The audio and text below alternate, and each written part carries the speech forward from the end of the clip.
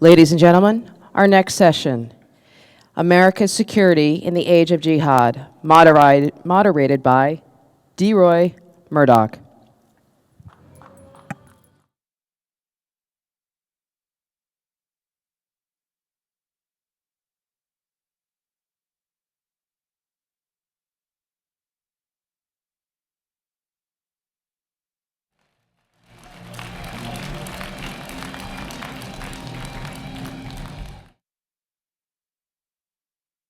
Probably.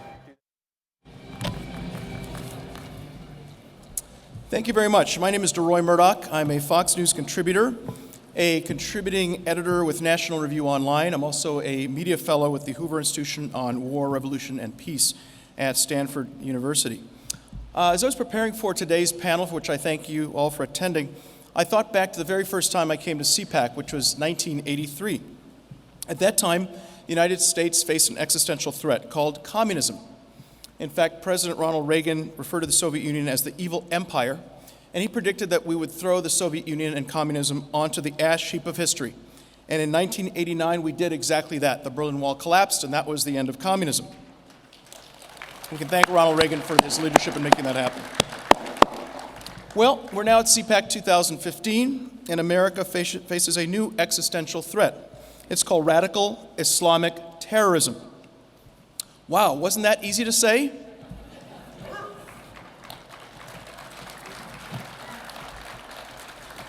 Now, what do we do about radical Islamic terrorism? Here's an idea. Let's throw it next to communism on the ash heap of history.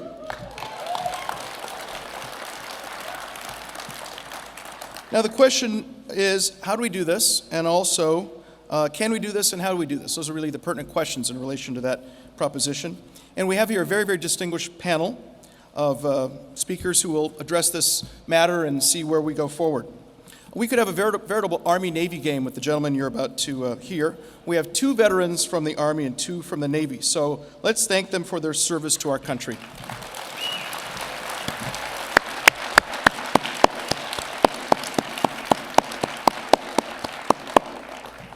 I'm going to ask them to speak for 5 minutes each, and then I'll engage them in a few questions, and after that we'll welcome your questions as well. Our first speaker is Zuhdi Jasser, MD.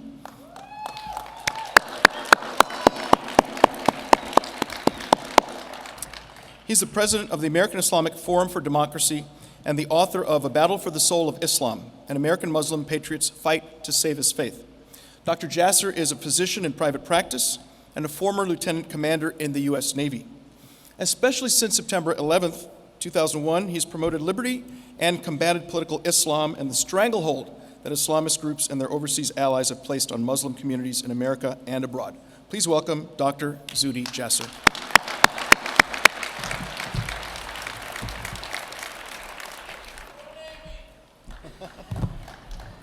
Thank you, Deroy.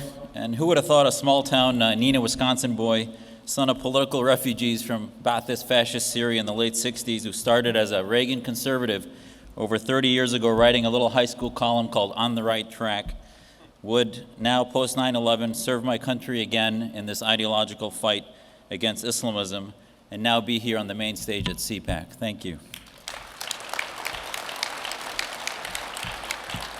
If only my grandfather and father, who were heroes to me and patriots, were here to witness this.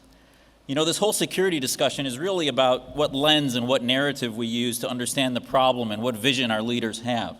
Yes, at its essence, it's a Muslim problem that needs a Muslim solution. But we don't need a theologian-in-chief on Islam. What we have now is an excommunicator-in-chief who marginalizes reformers and maintains the status quo of the Islamist theocrats, and by not calling it Islamist, sadly gives platforms only to those who are part of the problem or part of the Islamist mafia globally and domestically. And unfortunately, what happens is the Organization of the Islamic Cooperation, 56 countries and their apologists, their apologetics, and their global lobby end up obstructing any hope for reform and preventing any strategy against the ideology that threatens us. The ISISes of the world don't come out of thin air. They are violent, and they're the violent, militant, savage endpoint of a continuum of political Islam and its ideology that really is part of not just the Islamic State, but all Islamic states. One example, and you can fill in the blank with Iran, Pakistan, or any Islamic republic, but look at Saudi Arabia, our so-called ally. Shares none of our values. They demonize the West. They prohibit churches. They can't carry a Bible. You can't worship publicly as Christians. And yet they behead and whip Sunni Muslims who try to reform and dissent. And ultimately, their Islamic State is a boot camp, is a prison that ultimately creates the future ISISes of the world. We must have forgotten that 15 of the 19 hijackers were also al-Qaeda activists and militants from Saudi Arabia. The OIC, or as I like to call them, the Neo-Caliphate of 56 Islamic countries, is now based in Jeddah, to no surprise. So you tell me, who's the evil empire of today? It's the Islamic states across the world. But the drug that inspires the evil of Islamo-patriotism, as I call it, or the Islamic statism, is political Islam and that ideology. So if we're going to drain the pool in which militants swim in, you have to counter Islamism as an ideology. This concept of countering violent extremism, that's only a symptom, that's a tactic. The ideology is Islamism, and that's why our American Islamic Forum for Democracy wasn't about countering terrorism, it was about countering Islamism and promoting liberty through the separation of mosque and state. This battle is within Islam, and there's nothing more American than fighting against theocracy. It's about Muslims who are waking up against both dictatorship and theocracy. And we need leadership to take sides in this battle within the House of Islam. And there's no one else other than the free world that can do that. The barriers have been many. Political correctness, all of the apologetics, the sense that we have common enemies with many of these countries, but we forget that they produce these ideologues. And right now, various Muslims are radicalized. Why? Not because they need jobs or they're uneducated. They're radicalized because they want to die for the Islamic State. The only counter to that are Muslims who want to die for liberty, who want to die for America, want to die for secular freedom. And there are Muslims rising through the Middle East that want that. The Muslims who rejected to the millions the Muslim Brotherhood in Egypt. The Muslims who just a month and a half ago rejected An-Nahda, the Islamist party in Tunisia. The Muslims of the Green Revolution that our administration abandoned in 2009 in Iran. So ultimately, regime after regime of Islamic theocracies can be endorsed and pushed against and defeated if we promote liberty in those countries. But ultimately, we have to stop this political correctness. We have to stop the hyperbolic victimization mantras, the infantilization of Muslims as victims, but not as leaders who have to reform against the very ideologies that threaten us. I'm here to tell you, as an American patriot, that this battle is within the House of Islam, and it is intensely American. Our founding fathers fought against theocracy, and they defeated it. Why can't Muslims have that same vision? Our current administration tells us that the doctrine is one of strategic patience. What is that? It's basically a Darwin doctrine where the most evil and vile survive in the Middle East. We need a doctrine of liberty, a liberty doctrine in the Middle East that engages reformers and is not afraid to name the enemy. And there are many Muslim reformers that are looking for our leadership. Many of my friends that are part of this reform movement say you have to name it to tame it, as Ezra Nomani has said. And ultimately, we need a convention, a conversation in America that doesn't infantilize Muslims, but engages us as part of the leadership necessary to reform political Islam and reject the ideas that are radicalizing our communities.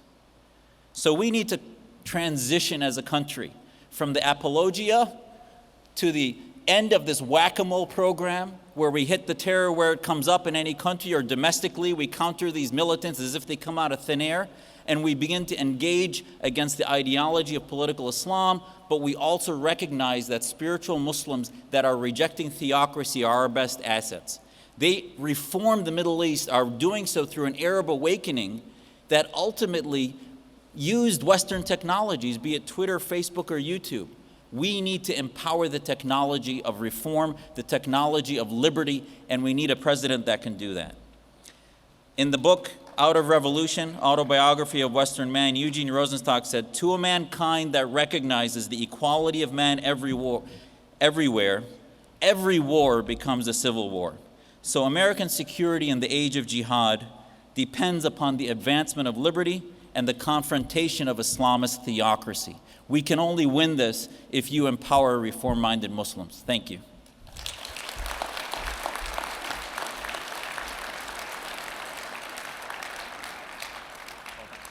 Thank you very much, Zudhi.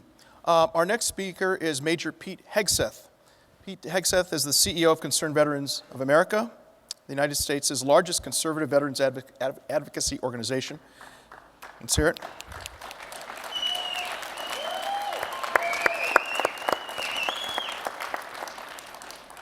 Pete is a Fox News contributor and a regular on the Kelly File, Fox and Friends, America's Newsroom, and Outnumbered.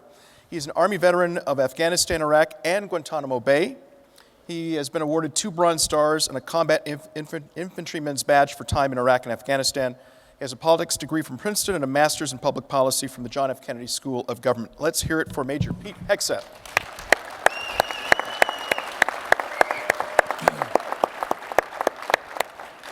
Thank you very much, Deroy, and it's an honor to be a part of such a great panel. As Deroy mentioned, I'm the CEO of Concerned Veterans for America.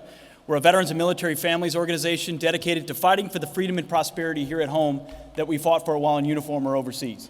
It's the belief that when you raise your right hand to defend this Constitution, there's no reason why when you come home that service should stop.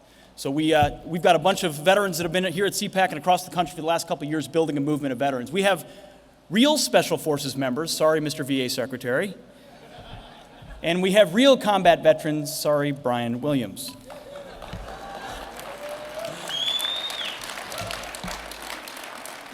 But we're here to talk about national security in the age of jihad. National security, what does it mean? It means the preservation of a free society, political freedom, religious pluralism, and economic freedom. And how do we talk about the age of jihad? What is the age of jihad? Do we talk about it from the 7th century, or from the age of Muhammad? Do we talk about the rise of Wahhabism, the Muslim Brotherhood, the recent attacks on the West starting in the 1970s, or post 9/11? The age of jihad spans quite a spectrum of time, and you have to understand their view and their long view of history in order to understand the jihad they wage today. So in order to confront this Nazism or communism of our time, you have to know who your enemy is, you have to know what they believe, and you have to determine whether you can deter and defeat them with non-military means, as this administration would prefer to, or whether or not you ultimately would have to defeat them on the battlefield and what it would take. Who is our enemy? Make no mistake about it, our enemies are Muslims who have a particular interpretation of the Quran. Again, I'll put the necessary caveat in there. Not all Muslims, most Muslims do not prescribe to that perspective, but the ones who do read the Quran quite literally and pull from the text a literal interpretation that is in the text that informs why they do what they do. If you read the Quran chronologically, it reads from a peaceful document to a more violent document when Muhammad was leading armies and capturing Mecca and Medina. The jihadists today choose to pull from that portion of the text and are motivated by it. Islam is not simply a religion of peace or simply a religion of violence. It is a religion of submission. Submission by its adherence to the text and the belief that everyone else must submit to that portion of the text. Muslims and non-Muslims, their goal is that we all submit. And if we don't, we are enslaved or we are killed. What do they believe? They believe in the inevitability of the caliphate, that their Islamic worldview will and must expand. And this isn't just radicals who are using violence. I interact with many Muslims in Iraq and Afghanistan, one in particular, an interpreter in Afghanistan who said to me, westernized guy, he lives in the United States today, great guy, I would trust him with my life. He said, inevitably, Pete, Islam will rule the world. The prophet foretold it. It's in the text. We're having 10 kids, and you're having 1. And over time, whether through violent or nonviolent means, the West will be made and to submit. That wasn't his preference. That's not what he wants, but he saw in the theology that so many have heard in so many generations, the belief that it is ultimately Islamic supremacy that will rule, whether that's through peaceful means or through the more violent means that the Islamic State chooses to pursue right now. Can you deter them or defeat them with non-military means? Can we load enough hashtags into our magazines, round them into an M4 and shoot them at the enemy? I fear our hashtag technique and hashtag surges are not going to get it done. Of course, information warfare is important. Discrediting the ideology of our enemies is part of defeating that ideology, and it must be done. But you can't do it alone. And the best way to deter, and the only way to ultimately defeat an enemy like this, is to put many, many, many of them into the ground. I quote from the great philosopher Mark Levin, "You kill ISIS."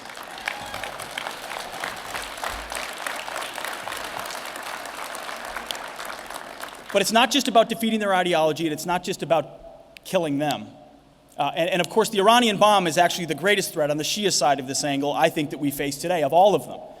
It's about awakening America to what we would need to do to undertake and confront this threat.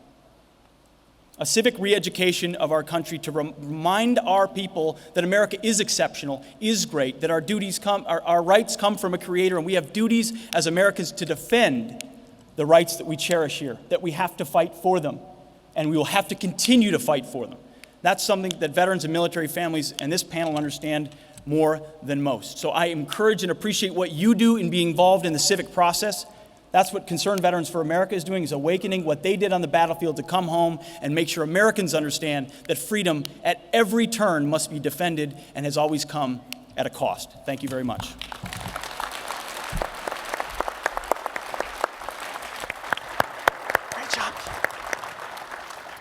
Excellent. Thank you very much, Pete. Our next speaker is J.D. Gordon. J.D. Gordon was a former Pentagon spokesman serving between 2005 and 2009. He's a retired Navy commander. He's currently the executive director of Protect America Today. He's a contributing columnist with Fox News and The Washington Times. He also served as the former Vice President of Communications and Chief Foreign Policy Advisor to the Herman Cain presidential campaign. Please put your hands together for J.D. Gordon.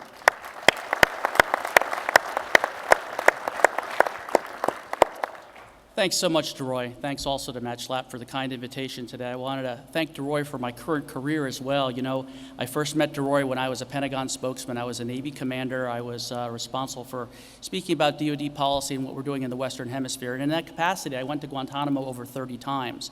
And during the 2008 campaign, I heard then Senator Obama, talking all about Guantanamo. And then he got elected, and one of his first acts was to sign an executive order to close it. And I thought, he has no idea what he's talking about. The Guantanamo that I know and that he's talking about are like two different planets. So I asked Deroy, who is a columnist for Scripps Howard, how do I go about getting the truth out? He's like, well, my think tank is hiring. So I joined him there. So I would like to talk about violent extremism. President Obama doesn't like to talk about the real threat we face from radical Islam. But I do like to mention we faced radical violent extremists since America existed. If you look at 1901, Leon Soglos was in Buffalo. He killed President McKinley. He was an anarchist. It was a far-left ideology.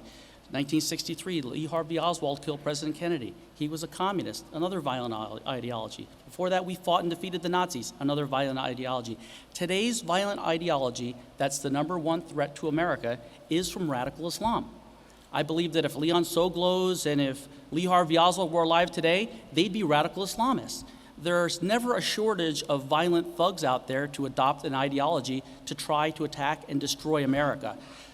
So I think today we need a cultural revolution within Islam to prevent this type of ideology.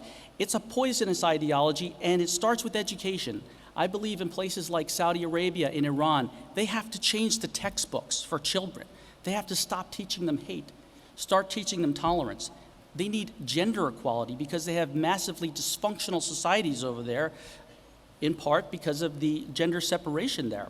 I do think we also have to change the blasphemy laws, push them to change the blasphemy laws. You know, we ought to be pressuring Saudi Arabia a lot more. Zudhi was right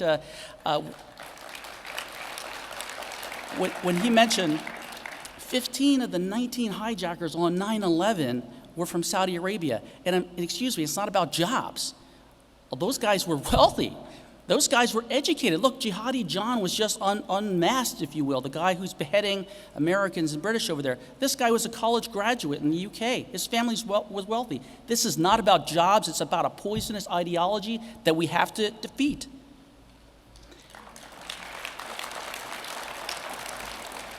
Pete was also right when he talked about that threat from Iran. The radical Islamist threat is a two-headed threat. One is from Iran, that's the Shia branch. They're working hard to get a nuclear weapon. And that nuclear accord, I'm sorry, that's not going to stop them. That's just going to slow them down.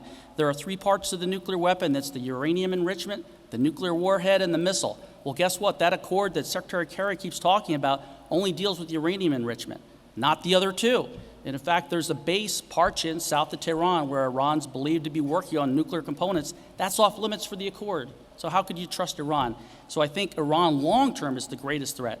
But it is a two-headed threat. The other head is the Sunni terror groups like Al-Qaeda, Boko Haram, Ansar al-Sharia, Al-Shabaab.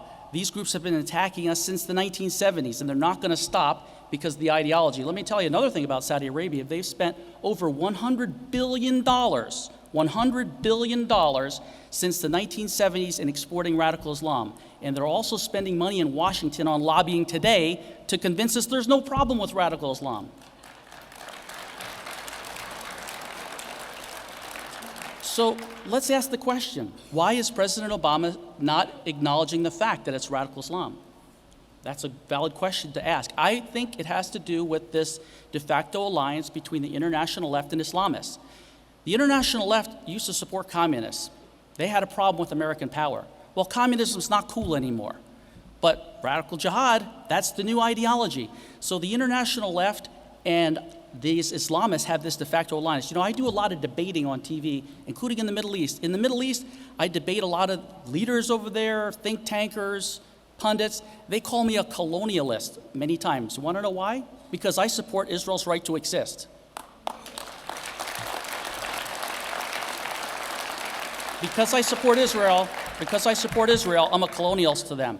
That's the same type of mentality that the international left in this country has. They may not say it, but that's the same mentality. That's why the international left won't say it's radical Islam, because they're both united in this so-called anti-colonial movement from Latin America to the Middle East.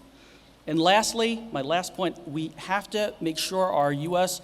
law enforcement authorities and our intelligence authorities have all the tools they need to stop this threat before they kill more of us, before we have more 9/11s. They have to balance it with our privacy. Sure, of course they do. But our law enforcement cannot continue to be hampered like they are under this administration. The same with our intelligence authorities. This administration and some people in the House and Senate have attacked the CIA. That's got to stop. We need all the intelligence and all the law enforcement authorities to do their jobs to stop terrorism before they hit us again. Deroy, thanks so much. Thanks for listening.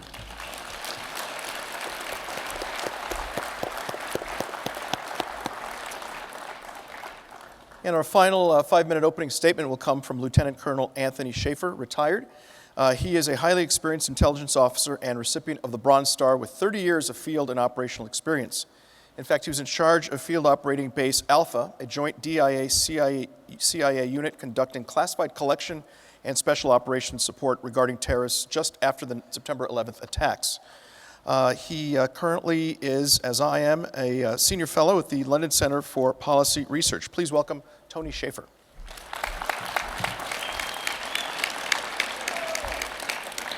Thank you, and it's an honor to be here. It's my first CPAC, so bear with me. Yogi Berra once said, "It's like deja vu all over again." What do I mean by that? Well, I started off 35 years ago chasing terrorists in Germany. Something called low-level source operations. I was undercover as a second lieutenant, one of my first assignments, going out trying to protect the troops, doing something called return of forces to Germany. And our job was to protect our troops against two groups, the RAF, the Red Army faction, a Soviet-funded terrorist group, and elements of Gaddafi's terror groups conducting terrorist operations in Germany. They bombed the Berlin disco in 1986 and things like that. So to my libertarian friends who criticize a lot of what we say, I ran into one yesterday during one of our panels saying it's our fault for being involved. No, it's not. As a matter of fact, this goes back to Jefferson, to the Marine Corps.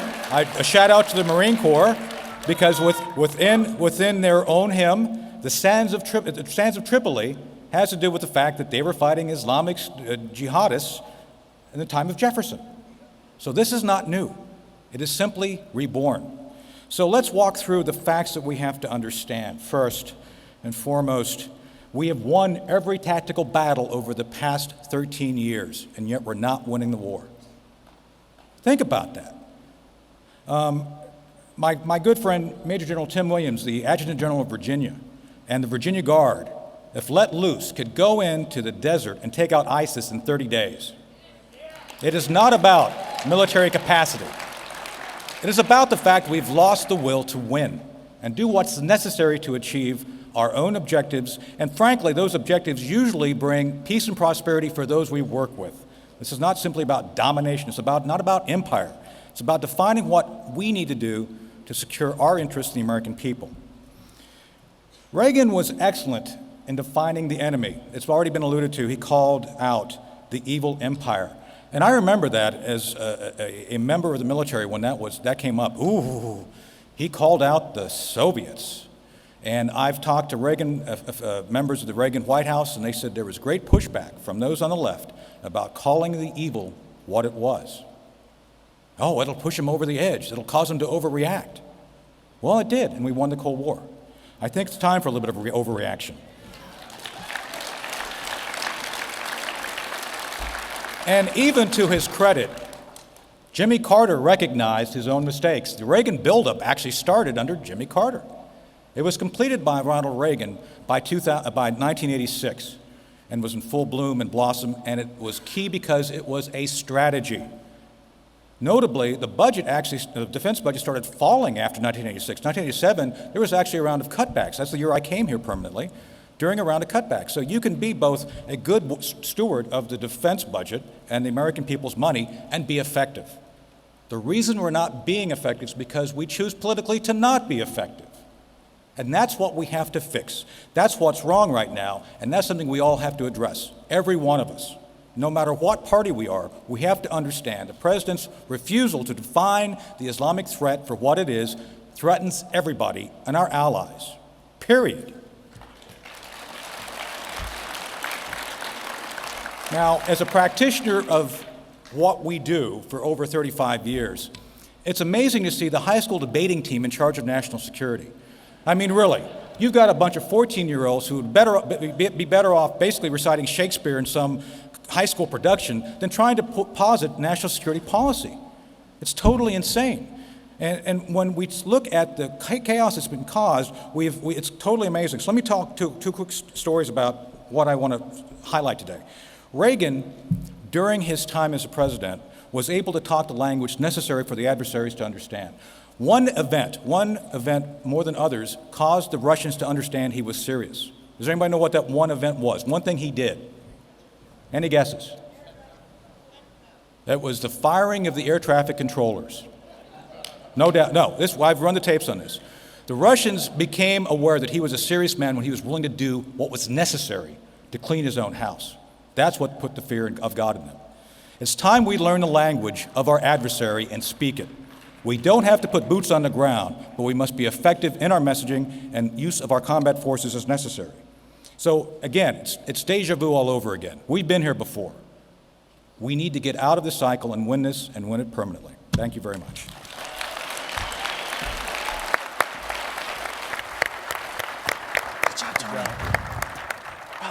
Before we turn to the audience for questions, I want to pose a couple of quick questions to our panel. Ask them to give brief answers since our time is very limited, unfortunately. There's a very interesting article in the Weekly Standard's March 9th issue by Stephen Hayes called Obama's Failure. And there's a fascinating excerpt in it, which I'll read and ask them just to comment on. It goes as follows. The U.S. government captured more than 1 million documents during the May 2011 raid that killed Osama bin Laden. Top administration officials initially described it as a treasure trove of intelligence on al-Qaeda and its affiliates. But more than 3 years later, the senior DIA official who ran the project, Colonel Derek Harvey, says the intelligence community has fully analyzed less than 10% of the collection. Top DIA officials were told directly to stop providing analyses based on the bin Laden documents. The administration had decided to end the war on terror, and no amount of new intelligence about threats from al-Qaeda was going to change their minds, so they chose ignorance. How do you respond, Dr. Zuhdi Jasser? Well, I think this really highlights exactly where we've been missing in action, is that You know, in the Cold War, we had hundreds of scholars in the Pentagon and in the Beltway studying radical Islam, studying communism and the Soviet war theory. Right now, you can probably count them on one hand and nobody knows who they are, because if we discuss them, they'd probably lose their jobs. So this is putting us at significant liability in the war because we don't understand. You know, obviously, as my military colleagues will tell you, you can't defeat an enemy that you don't understand. And yet, even on intelligence committees at the Center for Security Policy just mentioned, you have a congressman who has significant connections to the Brotherhood that now has a position on the Intelligence Committee. As you see, we don't have a filter in government for Islamists. So when we're not doing the intelligence necessary, we don't even understand who the threat is, and we're bonding and using advice from Islamist ideologues that ultimately are helping our enemies, and as a result are giving us poor advice, and we don't do the homework necessary, so we have no idea of what the ideology is, so therefore we don't know who our allies are. The allies, and Eitan Sharansky had a great piece in the Washington Post a few weeks ago in which he mentioned, you know, during the Reagan era, we were bonding with the prisoners of conscience. We would recognize people like Eitan Sharansky as the heroes of Russia and hopefully the end of the Soviet Union. Today, the prisoners of conscience like Raif Badawi in Saudi Arabia and others who are whipped and flogged for trying to reform Islam are ignored while we ally with Islamist agents both in America and abroad. Pete, what's your reaction to that story? I agree. The president chooses to ignore those documents because he believes he was elected to do two things: fundamentally transform America and end wars. And that's exactly what he's attempting to do. Fundamentally transform America here at home and get us out of the Middle East as quickly as possible. Because his belief is that America is the reason for the problems there. America is the source of the ill. America is the reason why folks try to kill us. And he forgets that, of course, all of these attacks, their ideology, 9/11 was not a response to things that we had done, but it was a response to beliefs that those men had. So I think it has to do with he's willfully ignoring the reality in front of him, just like he did in Iraq when he chose not to pursue a status of forces agreement with a residual force that would have been able to keep the lid on there and shepherd an Iraqi government so that we didn't see ISIS. And instead we got the black flag of ISIS flying over Fallujah because he was more interested in ending wars than finishing them properly. And for those of us that believe in a strong national defense, that doesn't mean you have to have hundreds of thousands of boots on the ground in perpetuity. It means you're responsible about the application of power, keeping in mind the national security interests of the United States first, and the president has fundamentally forgotten that.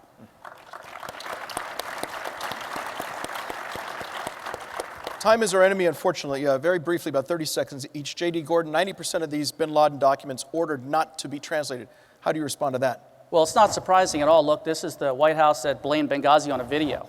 So I think they're trying to mislead the American people at every step. And I'd also add one more thing.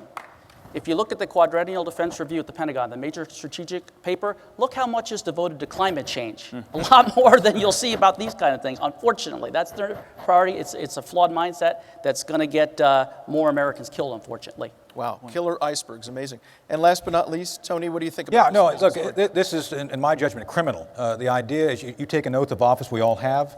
That oath does not abandon itself. It does not wear out. It is always relevant. And it's atrocious that we see government officials being so vacant in their responsibility that you are seeing criminal neglect of the need to protect the American people and our interests. And again, I agree. We don't need to be boots on the ground. We have to be effective in using special operations and other things. And to do that, you have to have good intelligence to be precise in the delivery. And this White House has been atrocious using drones. You know, like the idea is we should be precise with the use of force so we can capture people, interrogate them, and learn how the network works. To defeat a network, you must understand how the network functions.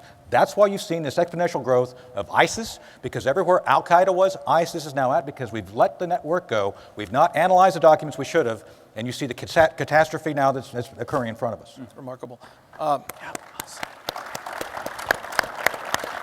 I read that article that somebody actually ordered these documents not to be translated. And one word popped in my head, and that word was treason. Yep, they're here.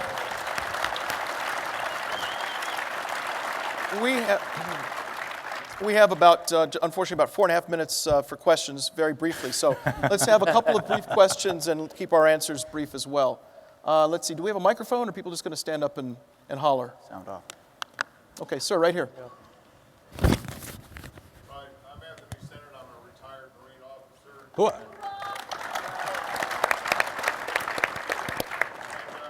have co-founded a non-governmental organization called the First North American Expeditionary Force.